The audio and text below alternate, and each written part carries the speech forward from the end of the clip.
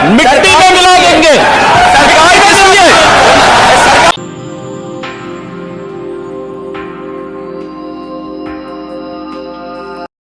जुनैद और नसीर को जिसने मारा तुम उसका भी एनकाउंटर करोगे? नहीं करोगे तुम। इसलिए नहीं करोगे क्योंकि तुम मजहब के नाम पर एनकाउंटर करते हो। मारो जुनैद और नसीर के कातिलों को। नहीं मारोगे, अब तक एक पकड़ा गया, 9 गायब। नहीं करोगे, ये कानून की धज्जियां उड़ रही, एनकाउंटर नहीं, तुम कॉन्स्टिट्यूशन का एनकाउंटर कर। कहते हैं दुनिया में सबसे बड़ा दुख बाप के सामने बेटे का जनाजा उठना होता है।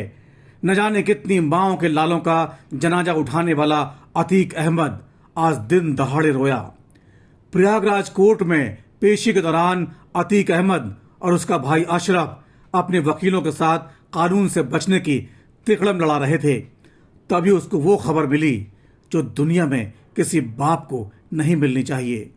उसके बेटे असद और शूटर गुलाम को यूपी पुलिस ने झांसी में एनकाउंटर में ढेर कर दिया। उसके बाद अतीक अहमद कोर्ट रूम में फूट फूट कर रोने लगा। जब खुद को संभाल नहीं पाया तो जमीन पर गिर पड़ा।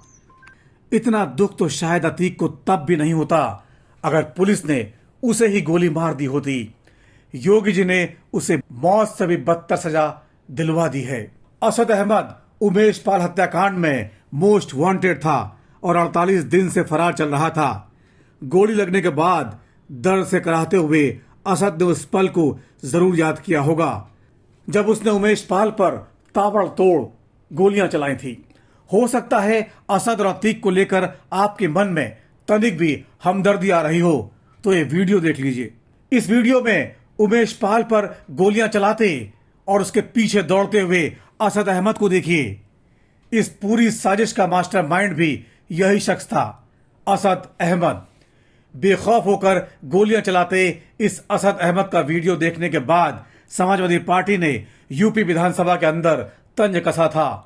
बोला गया, बहुत कानून व्यवस्था की बात करते हो योगी जी, देखो दिन दहाड़े गोलियां चल रही हैं, गवाह मारे जा रहे हैं। तब उस दिन भगवा सन्यासी का रौद्र रूप पूरे देश ने देखा था। योगी जी तब दहाड़े थे, मिट्टी में मिला देंगे, मिट्टी में मिला देंगे। सरकार में सुनिए, एक तरफ भगवा सन्यासी जिसने खुद कांटों का ताज धारण किया, दूसरी ओर ऐसा अपराधी माफिया जिसने न जाने कितनी माओं को दर्द दिया, कितनों के बेटों को दुनिया से उठा लिया। उसमें दर्जनों हिंदू भी थे, दर्जनों मुसलमान भी थे। अपराधी का कोई जाति धर्म नहीं होता, वो केवल पापी होता है। योगी जी ने आज उसका इंसाफ करके यूपी ही नहीं पूरे देश की जनता को बताया कि राजा को कैसा होना चाहिए। समाजवादी पार्टी ने असद के एनकाउंटर पर भी वोटों की राजनीति करने की कोशिश की।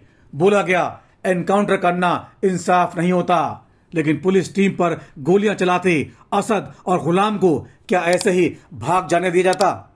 यही तो होता रहा था अब तक। इसीलिए असद जैसे बेटे भी बाप और चाचा के नक्शे कदम पर चलकर बेखौफ होते रहे, हाथ में बंदूक आते ही कानून को अपने जेब में डालते रहे।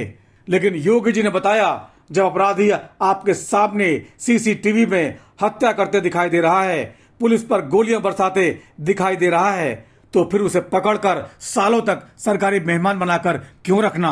वो तो जेल से भी धमकाएगा, बाहर निकलेगा तो फिर मर्डर करेगा, अपने इकोसिस्टम का इस्तेमाल करके लोगों को लूटेगा।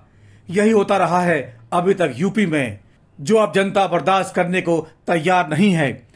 इसलिए कानून के जानकार कुछ भी कहें, लेकिन जनता के नजरों में योगी जी ने भगवान राम जैसा काम किया है, जिन्होंने ऋषियों के पूजा पाठ को बर्बाद करने वाले राक्षसों का संहार किया था। इसलिए सोशल मीडिया पर योगी आदित्यनाथ आज महानायक बनकर उभर रहे हैं।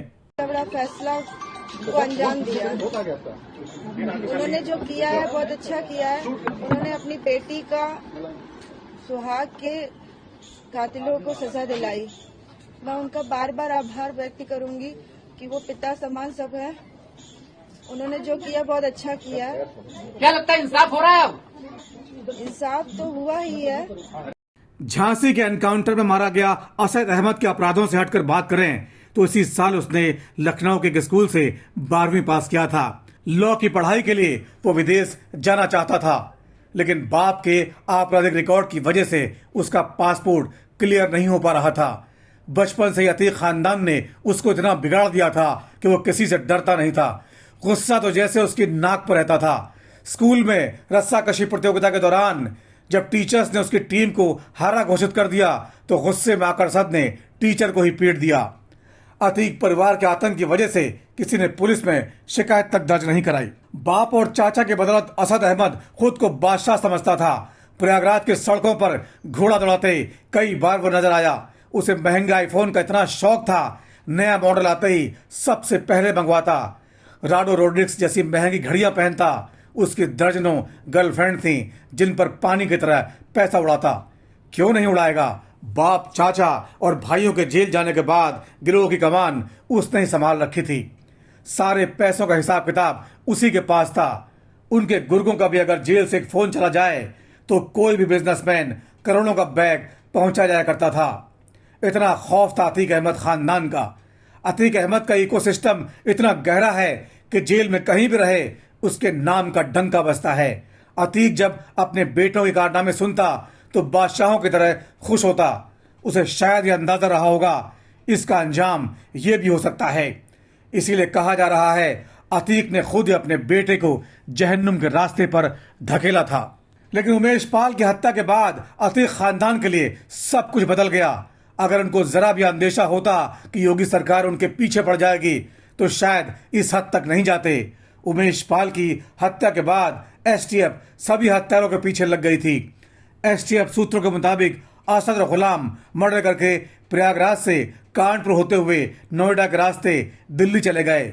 दिल्ली के संगम विहार में फरारी काटते हुए अपने गुर्गे भेजकर मेरठ में बहनों अखलाक के घर से पैसे मंगवाए। 15 दिन दिल्ली में रहने के बाद पश्चिम बंगाल पहुंच गए। पुलिस को खबर लग गई। कोलकाता पोर्ट और आसनसोल में कई जगह दबिश दी गई, लेकिन हर बार बच गए। फिर वहां से दोनों बिहार आ गए। कई बार एसटीएफ जब उन तक पहुंचती वे ठिकाना बदल लेते। कुछ दिन पहले राजस्थान के अजमेर और अलवर की लोकेशन मिली।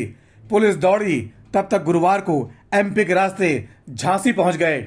लेकिन शायद इस दुनिया में उनकी आखिरी मंजिल थी। काल झांसी में उनका इंतजार कर रहा था। प्रयागराज एसटीएफ के इंचार्ज नवेंदु सिंह और डिप्टी एसपी विमल की टीम ने झांसी में ही दोनों को घेर लिया। घेरने के बाद असद और गुलाम ने विदेशी पिस्तौल से 40 राउंड फायरिंग की। जवाबी फायरिंग में दोनों ढेर हो गए। सच्चाई कुछ भी हो, ये पुलिस का बयान है। हो सकता है बाकी के माफिया इस वारदात से सबक लें। अतीक अहमद के 5 बेटे हैं। शायद बाकी अपराध से तौबा करके सही रास्ते पर लौट आए। नहीं तो योगी जी अभी कई साल तक सत्ता में रहेंगे। कोई भी माफिया भूले नहीं, मिट्टी में मिला देंगे। मिट्टी में मिला देंगे। सरकार में समझे।